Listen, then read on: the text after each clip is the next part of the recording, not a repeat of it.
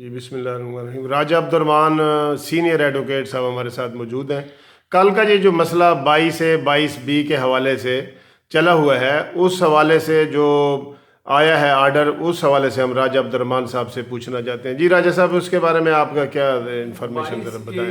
22B जो है ये कानून की किताबों में CRPC में पहले से मौजूद था। ठीक। लेकिन जो पावर्स डेलीगेट हुई सेशन जजेस को एंड अल्टीमेटली एडिशनल सेशन जजेस को, भाई ये 22B है क्या, वो था कि पुलिस की हाई हैंडेडनेस, जिसमें पुलिस को FIR दर्ज करने से इनकारी होती है, 154 की वायलेशन होती है, पुलिस इज कॉजिंग हरासमेंट, और इसमें फिर जो इन्वेस्टिगेशंस के हवाले से शिकायत लोगों की हैं, और इस तरह के मामलात जो हैं वो एडिशनल सेशन जजेस को तफवीज़ ऑन दिस सब्जेक्ट।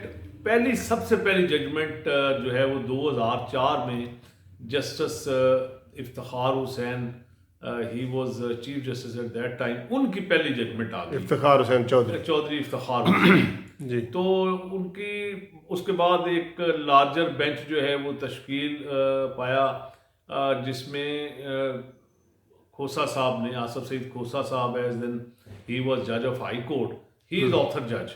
तो उन्होंने बड़ा कॉम्प्रिहेंसिव तरीके से एक एक चीज को, मैं समझता हूँ आज भी वर्थ रीडिंग है वो जजमेंट।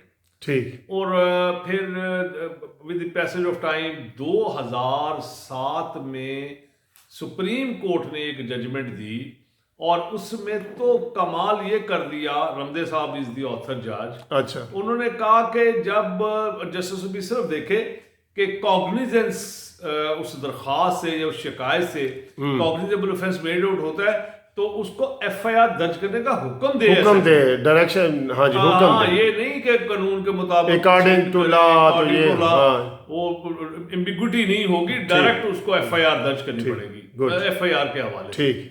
तो इस तरह से फिर 2 साल पहले सुप्रीम कोर्ट ने इस मैटर को टेकअप किया। 22 से 22B के आया, ये स्टैट्यूट में रहनी चाहिए, नहीं रहनी चाहिए, इसके क्या फायदे हैं, क्या नुकसान है। ये सुओ मोटो था या कोई पटिशनर भी था? पिटीशन पे। अच्छा, पिटीशन पे। ये किसी पिटीशन पे, क्योंकि मुख्तलिफ पिटीशन को इकट्ठा करके, तो उसमें एमिकस क्राई भी मुकर्रर हुए और उन्होंने अपने अपने पॉइंट ऑफ व्यू। खैर, उस जजमेंट में एक अजाफी नोट जो है, एडिशनल नोट, वो आया जस्टिस मंजूर मलिक साहब का। ठीक है। अब मंजूर मलिक साहब ने कहा कि ये नहीं है कि स्ट्रेट अवे SHO को दरख्वास्त दी है तो बंदा 22B में आ जाए।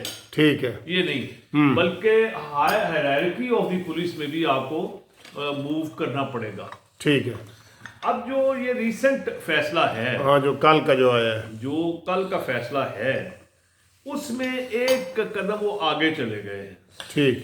आगे ये चले गए हैं कि district complaint committee headed by SP वो उस कंप्लेंट का फैसला करेगी, और उस फैसले की नकल लगाकर साथ आप फिर आप जा सकते हैं 22 से 22B में। यानी कि वो जस्टिस ऑफ पीस रहेगा उसी तरह, बीच में सिर्फ एक स्टेप कमेटी का आ गया, दरमियान एक बात आ गई। ठीक है। अब फर्ज करें वो जो कंप्लेंट कमेटी, तो ये जो सर खबरें आ रही थी कि 22 से 22B को बिल्कुल क्लोज करके आप दोबारा अगर वो कंप्लेंट कमेटी नहीं करती, आप हाई कोर्ट में रिट में आ सकते हैं, जैसे पहले आते थे। मैं वजाहत करता हूं। हाँ जी। अब फर्ज करें, एक तो ये सूरत है कि उस कंप्लेंट का फैसला हो गया, फैसला आपने उसके अपनी दरखास्त के साथ लगाया, आप 22 से 22B में, आप 22A में चले गए जस्टिस ऑफ पीस के पास। ठीक। अब फर्ज करें वो फैसला करते ही नहीं, वो जो डिस्ट्रिक्ट कमेटी है, हाँ, ऐसी सूरत में जस्टिस ऑफ पीस को इख्तियार नहीं है। ठीक। फिर आप हाई कोर्ट जाएंगे कि आप direction, you will obtain a direction कि जी मेरी उसको कंप्लेंट का फैसला तो करें।